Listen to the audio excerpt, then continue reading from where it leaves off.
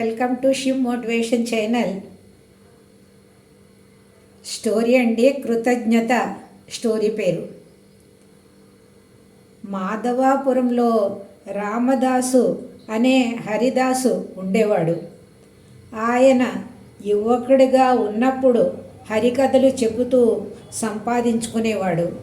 హరిదాసులు తెలుసు కదండి, మన చిన్నప్పుడు సంక్రాంతి టైంలో వస్తూ ఉంటారు, ఇళ్ళంట వస్తూ ఉండేవారు. వాళ్ళకి ఎంతో మర్యాదగా పళ్ళులో బియ్యము, కూరగాయలు, డబ్బులు అన్నీ పెట్టి హరిదాసులకు ఇచ్చేవాళ్ళము.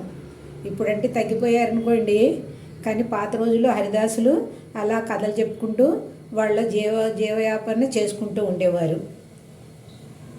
వయసు మీద పడటంతో హరికథలు చెప్పలేక దగ్గర గ్రామాలకు వెళ్ళి భిక్షాటన చేసుకుంటూ బతుకుతూ ఉండేవాడు. ఇంకా వయసు మీరిన తర్వాత తిరగటం చాలా కష్టమైపోయి భిక్షాటనకి వెళుతూ ఉండేవాడు పల్లెటూర్లకి. ఓ రోజు పొరుగురికి భిక్షాటనకు పోయి సాయంత్రం వేళకు ఇంటికి తిరిగి వస్తుండగా అతనికి కాలికి గాయమై కావు కావు అని అరుస్తున్న కాకి కనిపించింది. ఇంటికి వస్తున్నప్పుడు సాయంకాలము ఒక కాకి దారిలో కావు కావు అని అరుస్తూ కనబడింది. ఎవరికండి? హరిదాసు గారికి. హరిదాసు దాన్ని చూసి అయ్యో అనుకుని ఇంటికి తీసుకువచ్చాడు. కాలికి ఆకు పసరు వేసి కట్టు కట్టాడు. అలా 4 రోజులు చేసినప్పటికీ అది కాస్త నడవసాగింది. కానీ ఇల్లు వదిలిపెట్టి పోకుండా వాళ్ళు వేసే మెతుకులు తిని అక్కడే ఉండసాగింది కాకి. ఇంక ఎగరటానికి అంత శక్తి ఇంకా కాళ్ళలో రాకపోతే ఇంకా వాళ్ళు వేసిన 4 మెతుకులు తింటూ వాళ్ళ ఇంట్లోనే ఉండిపోయింది కాకి. ఎండలు బాగా ముదరటంతో భిక్షాటనకు పొద్దున్నే పోయి ఎండ తగలక ముందే ఇంటికి తిరిగి వద్దామనుకున్నాడు. హరిదాసు ఏమో ఎండలు బాగా ముదిరిపోతే పొద్దున్నే వెళ్ళిపోయి తొందరగా ఎండ వేళ టైంకి ఇంటికి వచ్చేయచ్చని పొద్దున్నే లేచి మొహం కడుక్కుంటూ ఉంటాడు.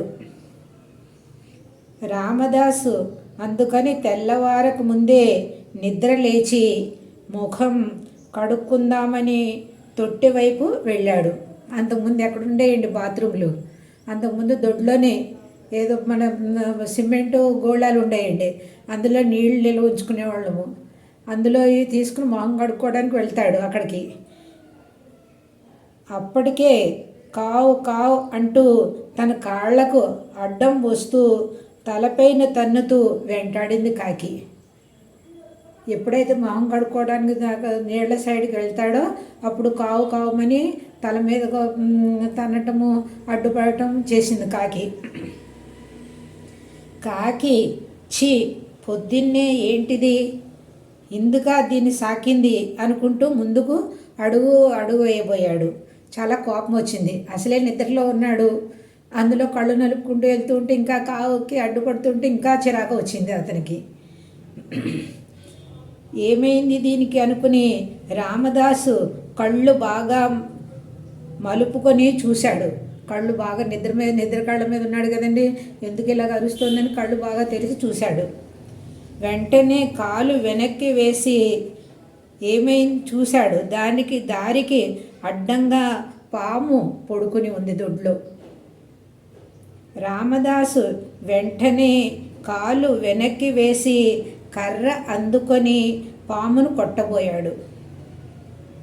కానీ అది అప్పటికే పక్కనున్న చెట్లలోకి జారుకుంది.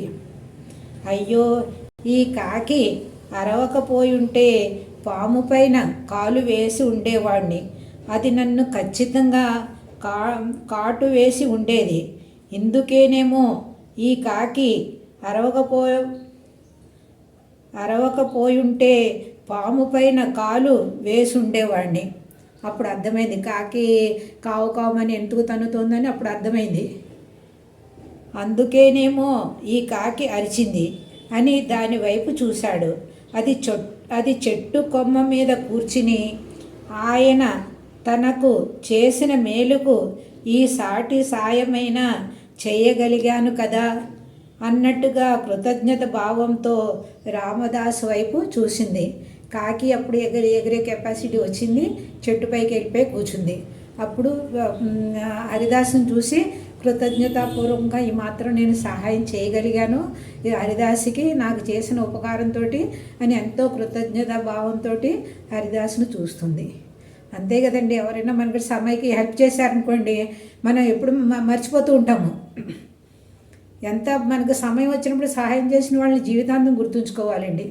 వాళ్ళు సమయం వచ్చినప్పుడు మనకి ఎంత హెల్ప్ చేశారని, వాళ్ళు కూడా సమయం వచ్చినప్పుడు మనం కూడా హెల్ప్ చేయాలి. అలా కృతజ్ఞత భావంతో ఉండాలి. మనిషి కూడా స్వభావం అలా మార్చుకోవాలి. అంతేగాని సహాయం చేసిన వాళ్ళని మనం మర్చిపోకూడదు. నమస్తే అండి, ఎలా ఉందో చెప్పండి, కామెంట్ రాయండి, షేర్ చేయండి, లైక్ చేయండి.